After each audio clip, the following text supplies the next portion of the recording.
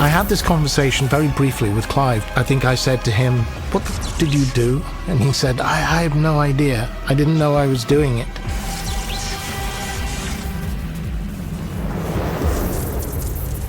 Hellraiser has, without question, made an indelible mark on horror.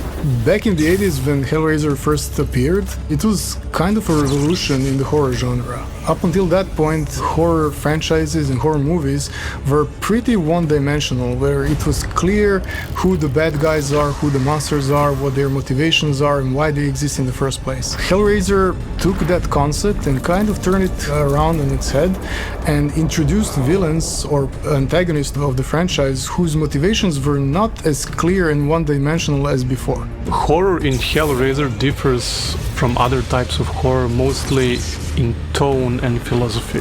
It's about this fusion between sexuality, pain, pleasure. So you could say it's essentially like a transcendence gone wrong. Desires taken beyond flesh or beyond morality. The ideas in Hellraiser are, they are big, complicated ideas. Love, life, death, and the whole damn thing. Horror games are very, known for violence and gore. So when we were making our game, we tried to find what is the thing that makes us different. So when we were designing the violence, the gameplay, it was always like, make it as unsettling and disturbing as possible. We didn't want to have gore for the sake of gore. We wanted always to have something to balance it out. So when we had a lot of maybe, dead bodies or something very grotesque, we always placed it with something beautiful. Hellraiser features many different puzzles. Some of them are pretty horrific and shocking. For example, the labyrinth puzzles, they feature traps which are made of spiky and grungy metal material, and if the player is not careful, they can easily fall into these kinds of traps. Some of these are more psychological. For example, in the labyrinth there are many interesting scenes where we dabble into some of the more creepy subjects, such as drug abuse or suicide. And while they are controversial, they were integral to our story. So players will face different types of enemies in the game. We kind of split them in two main groups. One are human enemies, that's basically the Scarlet Church. It's a cult that kind of worships the Labyrinth Leviathan. They are your basic human enemies. They use weapons, all kind of weapons, tactics, and human behavior when fighting the players. On the other hand, we have the unworthy, as we call them. Those are kind of outcasts of the labyrinth, the people that failed Cenobite tests and didn't ascend to Cenobites. They are drawn to Genesis configuration, and they will swarm the players from time to time and attack them, and you kind of have to deal with them differently. One of the game systems that really emphasize our brand of horror is dismemberment of enemies. Players will be able to dismember enemies, even will be required sometimes to dismember them, to defeat them, by using different type of weapons, melee weapons, rage weapons, or even abilities.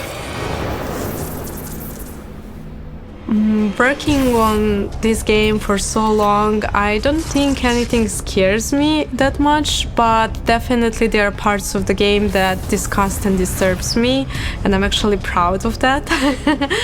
I believe we created some moments and experiences in the game that are so unsettling that most of our team are still disturbed to look at that and don't want to look at that.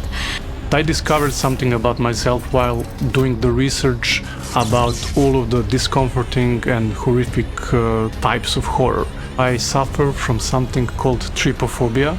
It's a condition where you get sick by looking at clusters of holes or bumps or patterns, basically. So I discovered that about myself. So when we are designing it, we always ask each other, is this enough? Is it too vanilla? Do we want to bring it to another level? So we say, okay, let's push the limits. And then when it finally comes to the players' hands and we look at their reactions, they get really shocked and disturbed by them. And we say, oh, maybe we went too far. That said, there are scenes in the game which will push some of the buttons to many players, maybe me included. Yeah, maybe there are like moments where the story takes darker turns, and yeah, I wouldn't say they scare me, but they get me thinking in a kind of a philosophical way. I think a lot of us process some things, but of course, like working on a game like Hellraiser, it doesn't allow you to remove everything. There's still some stuff that will shock or disgust me. I don't think you ever become truly desensitized to that stuff. You just, working on a game like Hellraiser, I think, come to understand yourself a little bit better. So there's a lot that's discomforting about the horror of Hellraiser, and I think that makes it very distinct compared to its contemporaries that were primarily trying to terrify or make audiences scream, that sort of thing.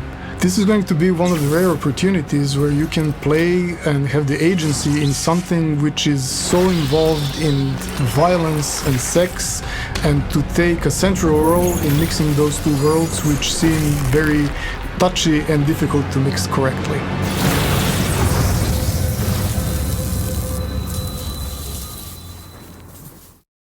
PlayStation